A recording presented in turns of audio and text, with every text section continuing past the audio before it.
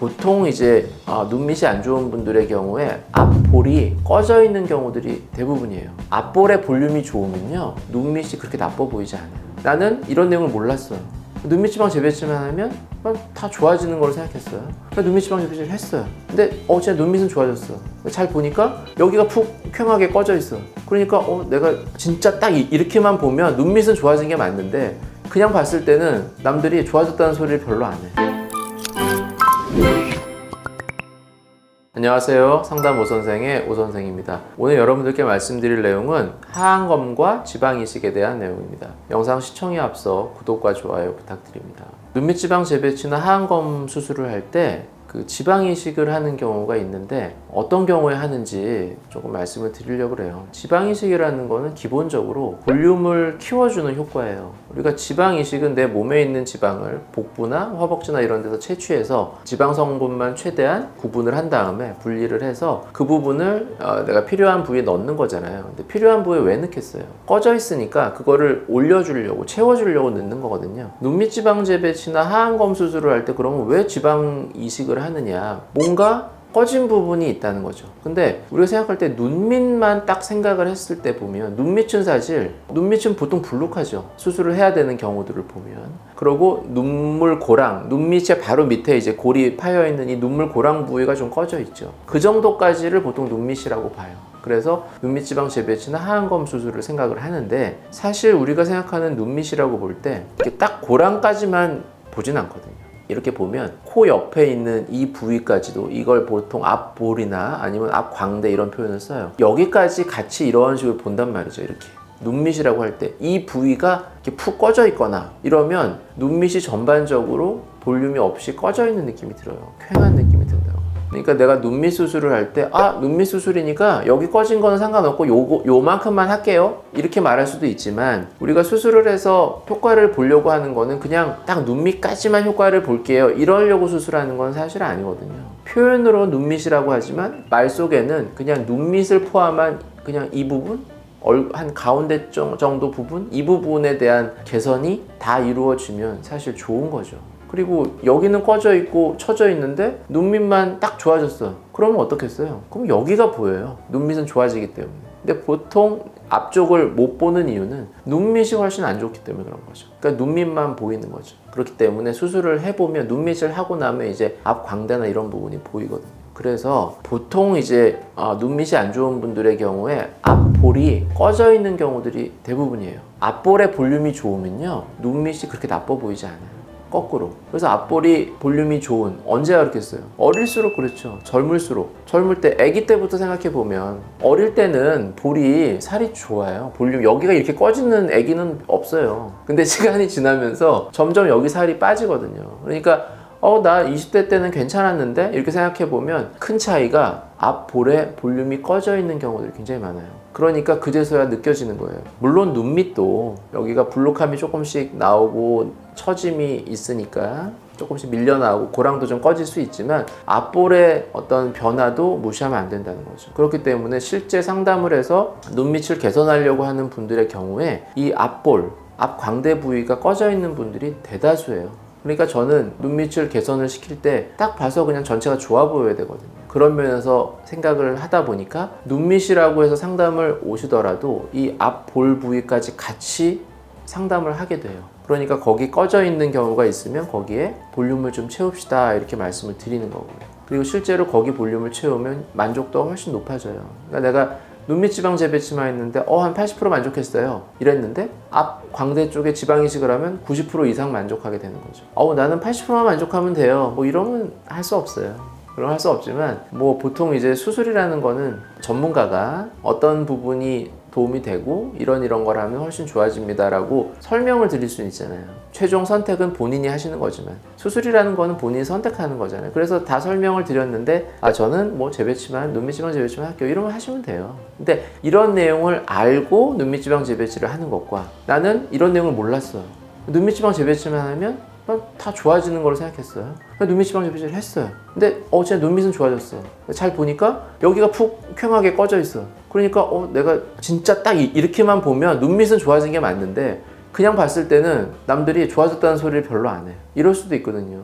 그러면 의사는 아니 눈밑만 좋아지는 거라고. 눈밑 지방 재배치니까 여기 꺼졌는데 여기 꺼진 거는 거기는 뭐 볼륨을 넣어야 됩니다. 이렇게 해서 그때 가서 말할 수는 없다고요. 그러니까 이런 내용을 상담할 때부터 이미 처음부터 다 알고 그 다음에 내가 재배치만 선택하는 것과 이걸 모르고 재배치만 하면 다 좋아질 거라고 그냥 혼자 생각하신 거죠. 어떻게 보면 의사가 그렇게 얘기를 한 건 아니에요. 하지만 본인은 그런 얘기를 설명을 못 들으면 그렇게 그냥 이거만 하면 다 좋아지나 보다 생각하는 거죠. 밑에가 꺼졌다는 내용을 못 들었으니까 본인도 몰랐고 그러니까 그런 거를 좀 막아보자는 거죠. 그래서 이런 거를 설명을 드리는 거예요. 그래도 할 때 같이 해서 붓기가 한 번에 생기고 한 번에 회복할 때 딱 좋아지면 좋을 수 있잖아요. 그래서 저는 이 부분을 굉장히 좀 중요하게 생각을 해요. 사실 이거를 말을 안 해도 되거든요. 말을 하면 그거에 대해서 계속 또 설명을 해야 되잖아요. 뭐 그렇게 느끼실 수도 있죠. 이 사람은 왜 자꾸 저거를 더 하라 그러지? 뭐 이럴 수도 있잖아요. 그러면 괜히 그런 오해를 안 받게 그냥 눈밑지방 재배치하러 오시면 지금 재배치 하시면 됩니다.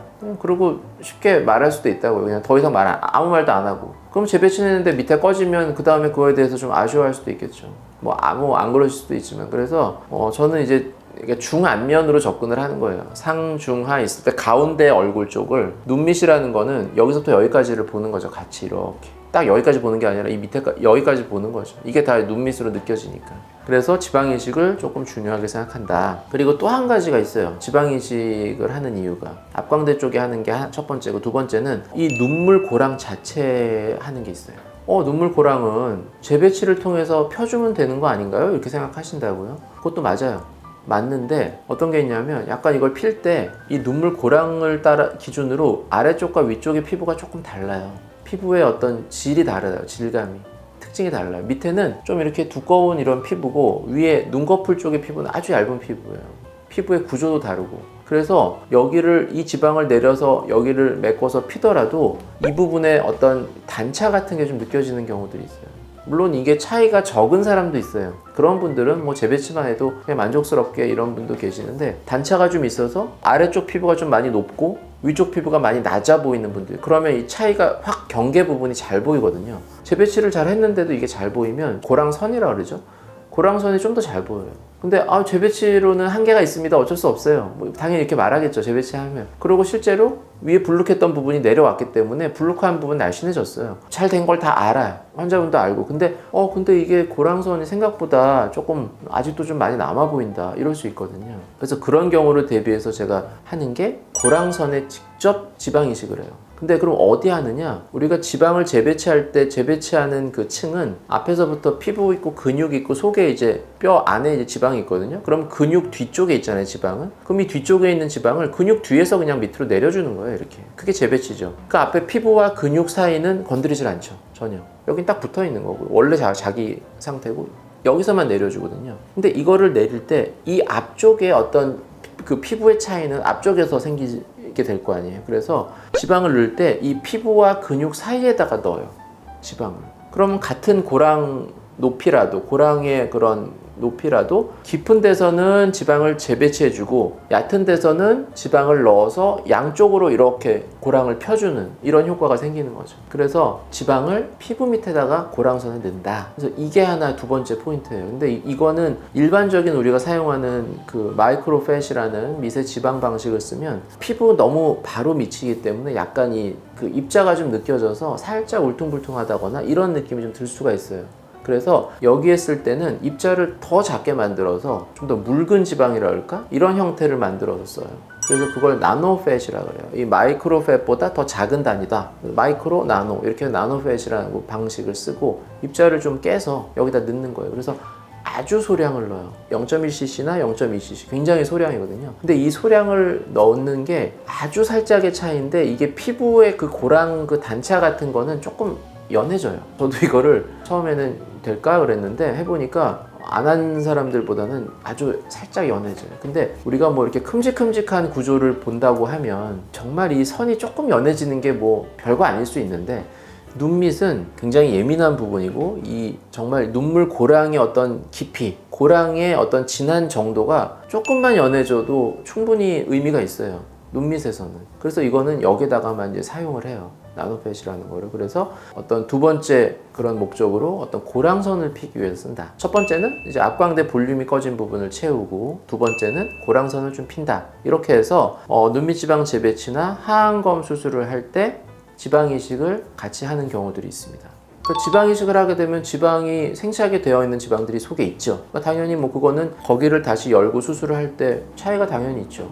그거를 알고 해야 되는 거죠. 뭐 어떤 수술이든 그렇죠. 근데 나중을 생각해서 지금 볼륨이 부족한 상태를 그냥 지낼 거냐, 아니면 뭐 일단 지금 효과를 좋게 해서 나중에 수술할지 안 할지 모르는데 나중을 위해서 지금 안 하고 지낸다는 거는 조금 그런 것 같고, 한 가지 이런 부분은 있어요. 지방 이식을 그러면 할 때 같이 하지 않고 따로 나중에 상태를 보고 하면 안 되냐? 당연히 됩니다.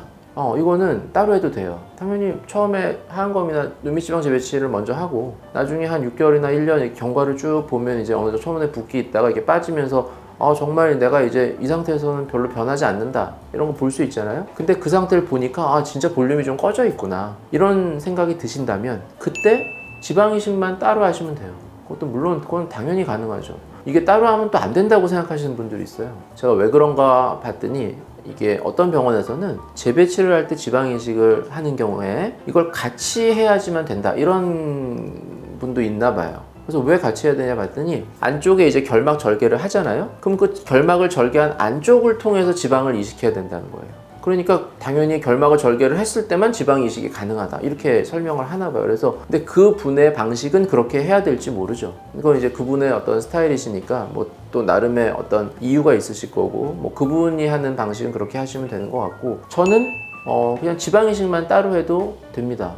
지방 이식이라는 수술은 원래 따로 주사로 이렇게 피부에서 구멍을 내서 주사 방식으로 하는 게 지방 이식이라는 수술이에요. 우리가 지방 이식만 하거든요, 따로. 뭐 이마에도 넣고 볼에도 넣고 뭐 옆에도, 옆볼 뭐 다 팔자 이런 데 넣잖아요. 지방 이식이라는 건 원래 개념이 그래요. 안쪽을 열어서 하는 게 아니라, 절개를 해서 그 부위를 통해서 하는 게 아니라 그냥 주사 방식으로 할 수 있어서 되게 좀 간편하게 뭐 절개선이나 흉터가 남지 않는 이런 방식의 수술이거든요. 그래서 앞광대 부위나 이 고랑선에 넣을 때도 얼마든지 따로 할 수 있다. 그래서 이거를 꼭 말씀드리고 싶습니다. 이거 따로 하지 못한다고 알고 계시는 분들도 있더라고요. 그래서 얼마든지 따로 하셔도 된다. 근데 따로 하면 이제 따로 하는 만큼 다시 한번 마취도 해야 되고, 그때 또 어느 정도 회복 기간도 필요하죠. 아무리 이게 절개를 안 한다고 해도 조금 살짝은 붓죠. 그래도 며칠은 안 볼 수는 없잖아요. 그래서 뭐 그런 거 정도만 좀 생각하신다면, 나는 정말 상태를 보고 필요하면 하겠다, 이렇게 하시는 분들은 얼마든지 가능하십니다.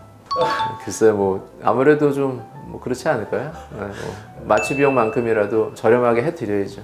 지금까지 눈밑 수술과 지방 이식에 대해서 말씀드렸고요. 더 궁금하신 점 있으시면 댓글 남겨주시면 제가 직접 답변 달아드리도록 하겠습니다. 지금까지 상담 오선생의 오선생이었습니다. 감사합니다.